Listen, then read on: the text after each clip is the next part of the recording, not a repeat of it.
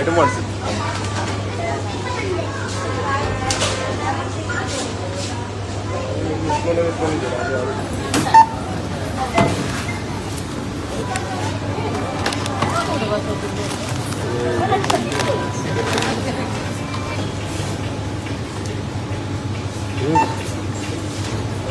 ಚೆನ್ನಾಗಿದೆ ಬೈ ಇದು.